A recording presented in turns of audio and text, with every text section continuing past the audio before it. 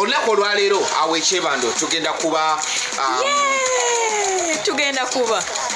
ekyebando tugenda kuba tuli ku kukyala kwa omwami Pasika Bujingo ne mukyala Makula olunaku olwaleero awo ekyebando divorce ekyaliyo tebanaba kwawukana naye kino kimuganye for the past ndoza 1 month buli wabadde agenda ku katuuti nga ayita omukyala nga beegeza okumba kati olwaleero bagenda okukyala abamu babadde bibatize ne babatwala ebwebajja naye nga kati nze mbakonfaming okukyala kuli naye nga kuyinza okubaako abasirikale if you not invited ojja wakitegeeza ojja kuba ku saidi yani bayita babiri naye leita netufunako obusimu natugamba yenewe muyiteewoko Bami tubagaliza birungi katubira n'embaga erabaayo kasita okukyala kubaayo ne kutadaganyizibwa anti embaga biri mu kikosi simanya kitegeeza okukyala tuba tutaddewo abasirikale 10 okwanja tujja teekawo 5 embaga katitegeeza okukyala kwa abasirikale kunaaba kwa mateeka muyinza okujja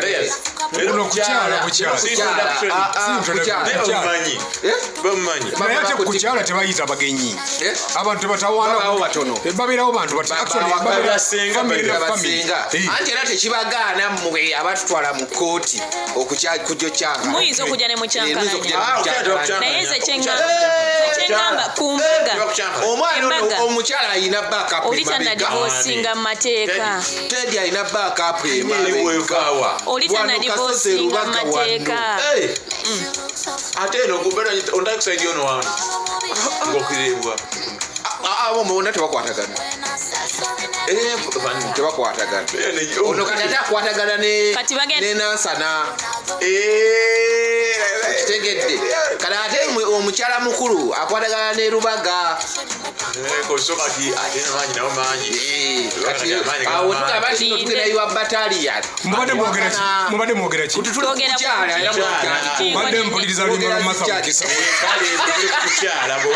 muwuliriza oli baffe tuli mu kukyala ate nga olunaku lugenda kuba lwanca Embale naye egenda kuyuguma omwana mulenzi Daddy Andrew agenda kuba naye bamukyaza mu maka mukebere ku basajja bamwe bannange bajja bakyaza ne babantula nga temumanyi akayimba kakokagadde okutuuka ku ekyo mwogere nze mukebere ku basajja bamwe balwana bbanjo tambula naye kubanga olw'omukaga era kubeera Mbale olunaku olw'enkya soko lindeko ogambye nti Daddy Andrew agenda wa kukyala ewabashania Shania kamanyonyole esolo nali njagala gikola olunaku lwo nali njagala bako nembaga nja gikola olala nga saagala nnyo kujja okukyala kuno kugenda kuba kwabadde kugenda kuba kawempe naye nako kuyinza okuba mugozi lini ne baga katukutwale wala eri wataata omwana Shania yaliko muninkini wa muddu way back omwana oyo najja naye muyinda solabaddemu abamanyi oluyimba lwa gundi lwa Victor Rose omwala yayambala ekiteteyi ky'embaga baluyita batya omuli video omwana weyambala ekiteteyi ky'embaga nedda olwaddako ng'omwana yayambala ekiteteyi ky'embaga oyo omwala yalimu yoyo Shania omwana oyo baitha wabadde akolako STV ngeri yamutwala ku yavuddeyo ate kakati yamutwalayo beekyayi boyfriend n'afuna n'olutola boyfriend bali bagenda na kukyala olubuto omwana n'alugjamu n'agamba mbu yafunye miscarriage ne kumbe weyagenda okuwerekerako munne agenda okuba metro neakola ku BBS obagenza okukola interview wa Daddy Andrew teyavaayo kwolwo yasulayo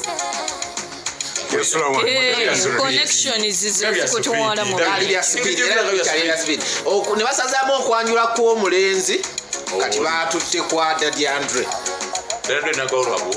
bannange mukebere ku basajja bamweze kyembala so okwanjula kugenda kubeera Mbale that's tomorrow era emotoka zonna leero we bava ekyebando nga bazitunuza Embale abali eno ate embaga ya Dax Katero gye tuwulira nayo gyeri oba yo teri nayogeddeko naye jo nagamba dayasi ndi bize ngenda kuddira nanzirira olweggulo naŋŋamba temuvuga speedi emikolo gitabuse soke tukakkane naye tayagala kwogera nnyo naye nga twalabye posti waliwo omuyimbi ya postinze nebweraja myaka 5 mu maaso ejja bweri nayogeddeko jjo naye owakatemba yani baliyimba Amoti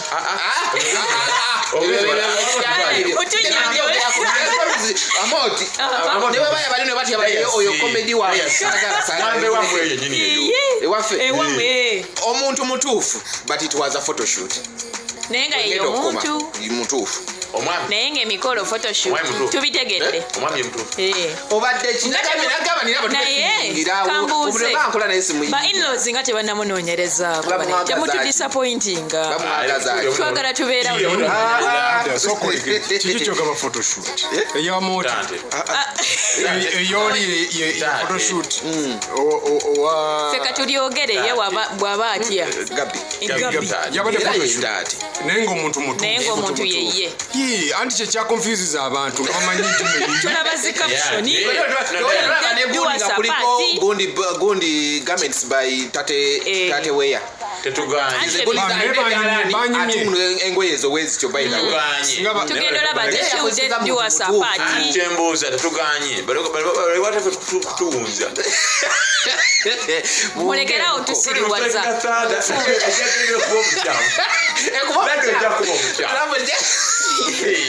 mugirekeba ekuba omuntu omukyamu tetuginamukimwagaza sina kyenjagaza osagala kwogeraamatuwulire ebyamoti mekasoto ayoke kyobola sagala byogerako mwagala tujo tuvuga speed ebyo nabiganye sijja byogerako congratulations appear yesterday graduating ze bambi ku International University of ndowooza mwayizeeyo ekintu kimu bannange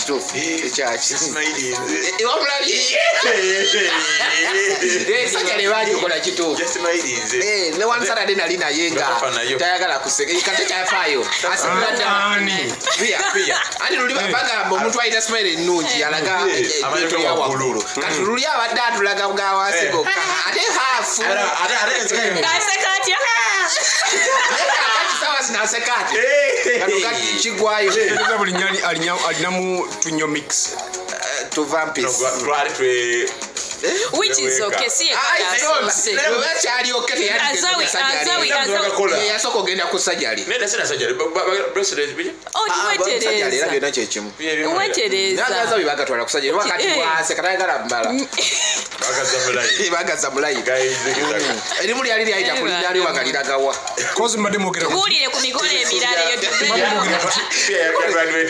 emikolo emikolo gyemirala olinayobuko nedda tuveeye sirina kyempulira mbabuuza twogera kuki ku mikolo naye nensaba katonda yamaze yamaliriza yasomye tetukubya kusoma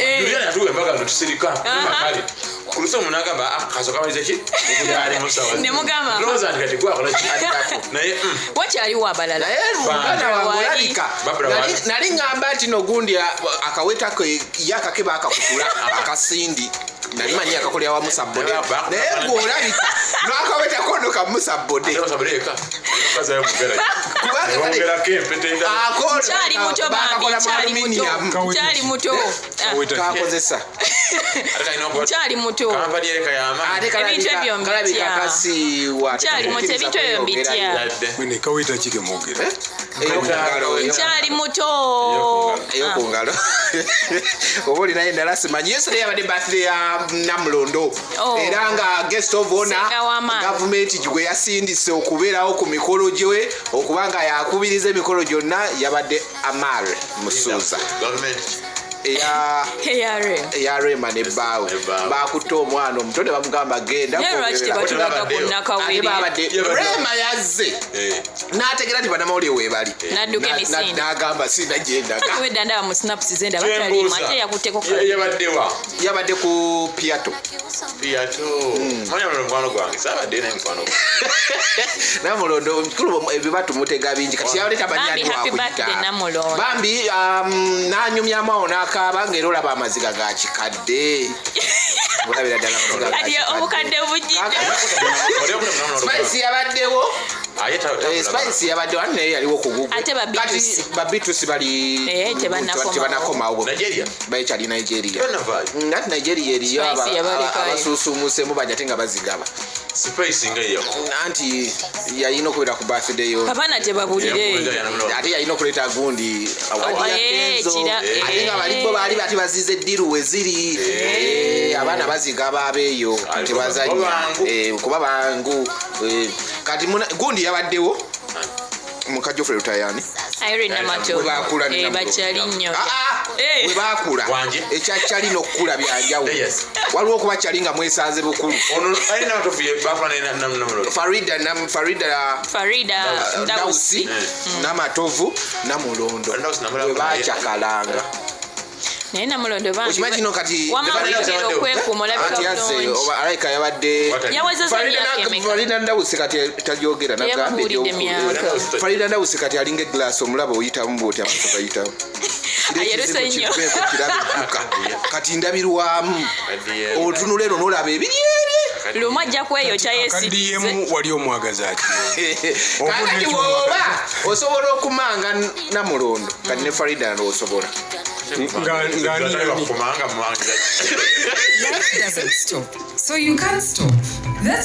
neno tusatumwera kikumi mu nnya obuuza ekibuuzo gyagala okubeera nga owulira bakikwanukule ku ssaawa zino naye Martha Mukisa wakupya akayimba kasufu nnyo naye ekikulu oli bize sala neno tugenda kubeera naye agenda kuba premieringa officially wali tulutandise leero then olyoke lutandika okusasanira ewala ogamba muwala we ate nga ali bize takyasula waka eriyo omuzadde muwala wo takyasula waka kiki kyemwagala njogere ku Martha Mukisa ali bize luyimba we baluyita atolaga oludda omulaba baluyita bize olimba bano babadde bati nze njogedde ekiga nti oli bize promoting the song wali bize banage wena okukwata musi kibi ali bize wangi nje waalaikum salaam warahmatullahi wabarakatuh wagwan sirina bigambo ki ekiriwo mbuuza bambi ekibuuzo mukwano buuza ekibuuzo obudde butukutte kakati mbadde nsaba kubunja ebibuuzo byange bino nsoba kubuuza ani bangi besi mbadde mbuuza omukyala ono gwe batwala okulongoosa gundi Evelyn Lagu yes okuva olwo taddangamu kuwulirwa oba yawona oba byakola bitya ne Ronald Mayinja ali luddawa Mayinja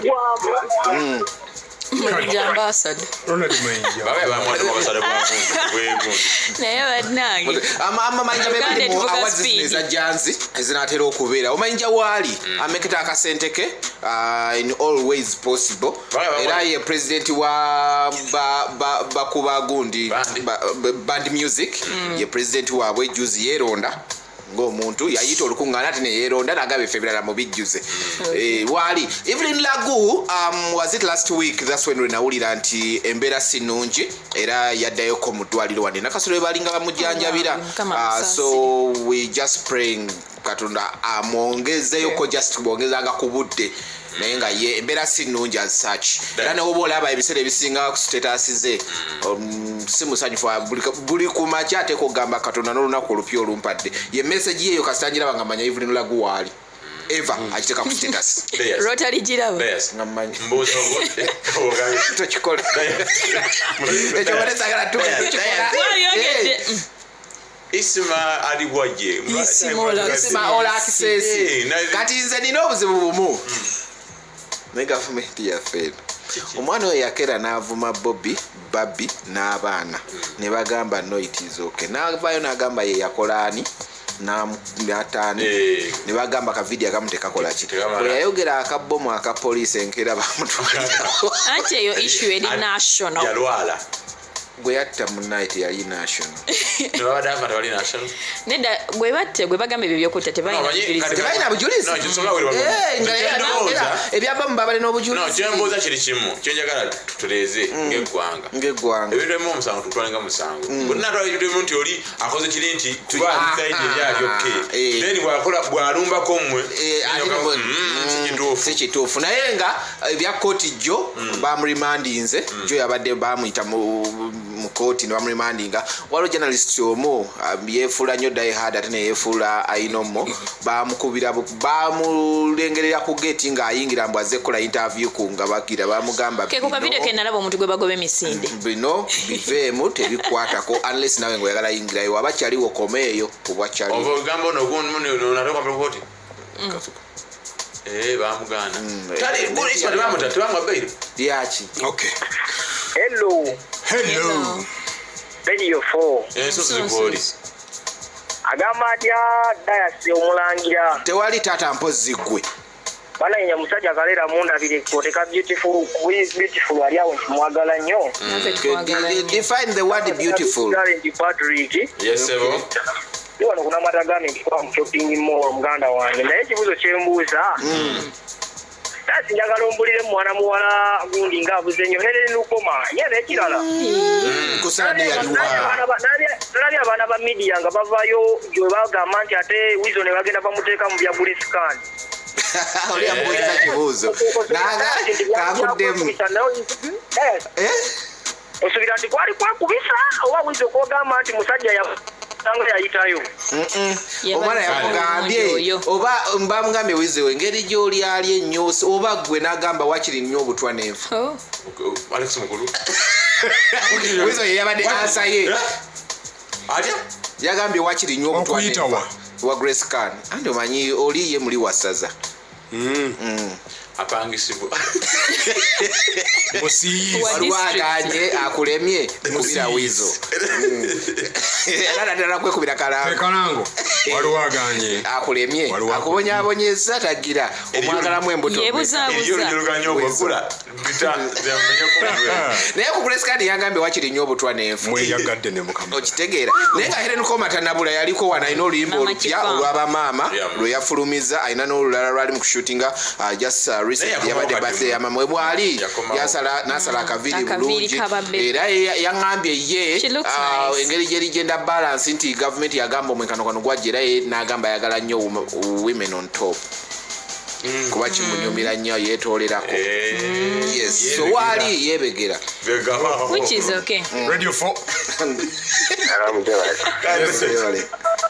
anomaze sinte yes maze madde saba muntangazeemuko bagambye nti asala enduga bamukwatidde South Africa ate n'ekirala Edikenzo yawangula award simanyi award ki musage muntangazeemuko katono kale yawangula best East African best male East African yajja mu Afrima eya single M abamwambali abamwambalire olaba gwe yawangula yasooka okumukolera posta nga amuyoza nange nakyewuunya by the way yali afollowing naye mwe banayogala tini mugaana okukkiriza yali afollowing nga alowooza ye doesn't matter it doesn't yapostinga naye mulikkirizaako ddi ebyammwe kankalube ku mulibeera ddi proud mu bintu ebyammwe yali afollowing nga alowooza ye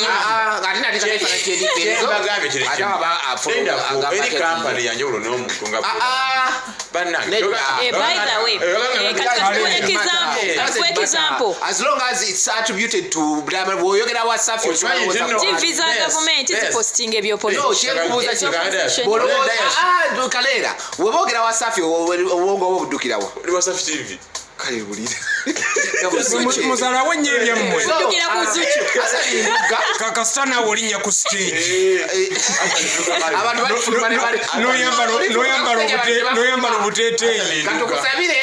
Abantu basanyuke nnyo ngotusa kusajja onna bafulume.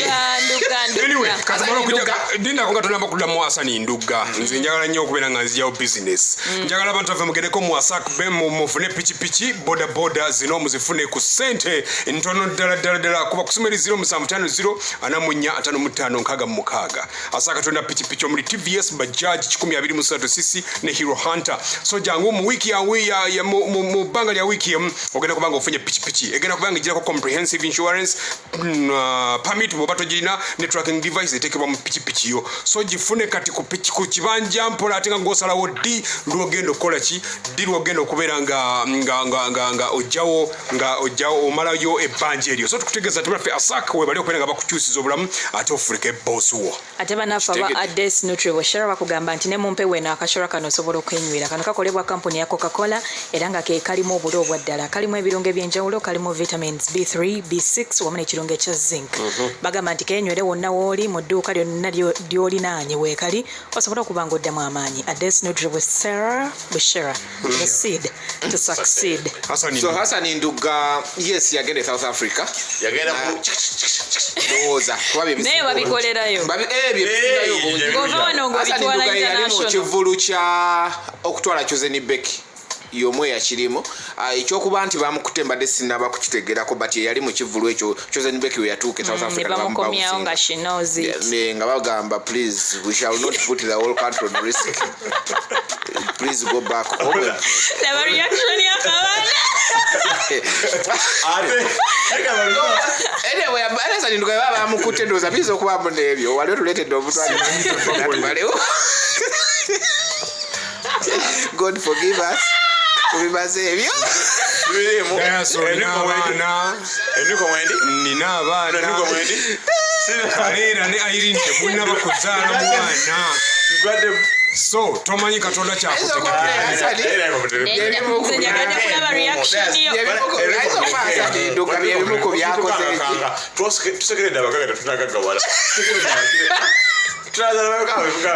ngenda kunonyeza kontekero oba Hasani Nduga bamukute naye nga kyenzijukira ekivulu ekyo ye yakirimu ndoza bayiokwa kyagwa naye ate baperforminga obuli bamuteeka bwandi bamuza ate yaperforminga Nduga tebaperforminga bo okuperforminga ng'ensi yali erinza oli oluvannyuma bakitegeera nti Nduga wandi yakala tutta yagezako kulya mu nsi yo Say yeah, South Africa. Radio 4. Hello. Buze chibuzo. Vira radio. Da kuwizo. Vira radio de kuwizo Ande kuwizo mkola. Anti radio. Wagisembele nyevo mana hata like wizo yeta vuma. Ali TV. Vira radio de ku. Vira radio de ku TV wajide. Eri nya TV lya gano kwala. Ate liliye. Kali go wola be face so kuba TV. Uli ali radio. Era ba kwa TV ne bibina. So kwa TV flat. Ate be kino binatwa abikala.